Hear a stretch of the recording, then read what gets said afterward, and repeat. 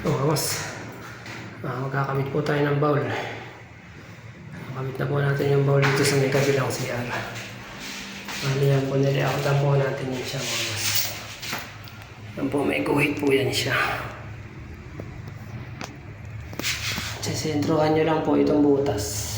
Yung butas na sisentrohin nyo po yan siya. Yung may guhit po yan, yan po. Yan yung guhit niya, sa kabila yun din. Yan siya. May likod ito rin. Yan. Guguhitan nyo rin po yung ball. Nakita ko rin po yan dito sa likod. May likod niya, may guhit din po yan dyan. Tapos ito naman pong dalawang guhit sa gilid. Ito pong dalawang guhit na ito. Ito, tsaka ito. Siya po yung tatama dito sa butas. May butas po kasi yan eh. May butas po kasi yung ball.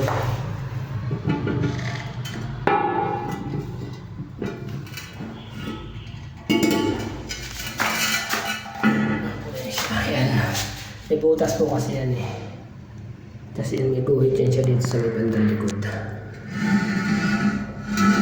Yan po siya po siyang ginuhitan din natin. Yung guhit na yun, itong guhit na to, ito, siya yung tatama dito. Ginuhit natin yan. Tapos yung dalawang gilid, may butas siya, may bilog. Yan, yung tornilyohan dapat. Diyan po siya tatama. Ay, nakasentro po siya dito sa butas. Tapos nilagyan na po natin ng guhit na po niya, minarkahan na po siya. Po kasi yung paglalagyan natin ng puro. Puro lang po yung nilalagay natin dyan, mas.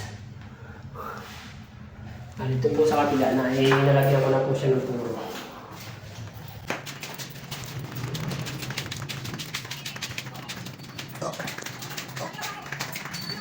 Yan po siya, nalagyan na po natin siya ng puro. Dito po, bali, hindi po natin siya sinagat dito mga boss kasi yung pong butas ko is malaki. Ito nga po yung tinails natin nung nakaraang araw. Bali, malaki po yung butas niya. Sinakto ko po siya ron sa butas ng tubo na T4. Yung kabila naman po, yung ginawa po ng kasama natin na isa. Bali, D3 lang yung ginawa niyang butas. Halos sakto lang yung butas ng bowl niya. Halos sakto lang yung butas ng yung pinaglalabasan talaga ng dumi. Kaya ako kasi para pwede ako makapag-adjust. Mag-adjust ako ng pwede kang mag-adjust ng abate o atras. Kasi ang gusto ko pong pagkakabit ng ball, bali malilinisan po natin dapat may allowance po rito para malilinisan natin yung likod ng tangke ng ball. Dapat mas maganda po kasi siya, malilinis siya para malinis yung tingnan kasi yung iba, kadalasan po hindi na nalilinis yung likod eh. Kasi nandiyan na yung tangke niya, nakadikit ng gusto sa wall. Pag nakadikit ng gusto sa wall, di po siya malilinis. Siya mga mas, kabit po natin yung ating ball. Dali lang naman po yan sa ito, papaupuin mo lang po siya sa ano. Papaupuin na lang po siya sa may semento.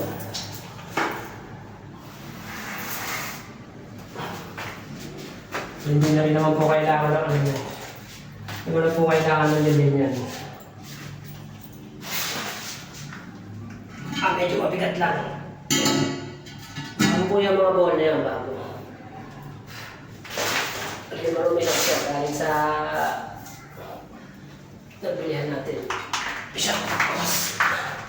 Meron na po tayong palatandaan yan. Ilalapag na lang po natin siya dito.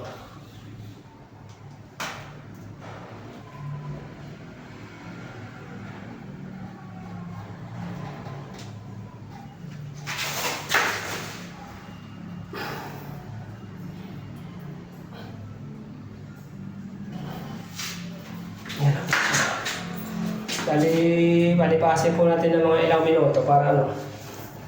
Kahit mga 5 minuto lang para medyo tumigas na yung ano niya, yung puro niya. Saka po natin kayo yung bali, testing din naman po natin yan. Bali, ang kabit na po ng ano niya, ang kabit na po ng tangke niyan is bukas na po.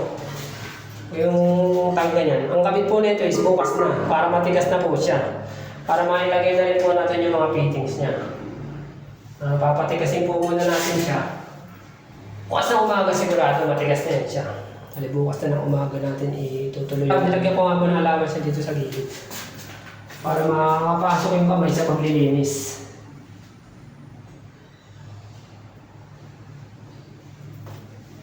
Yes, mas update na lang po ulit tayo.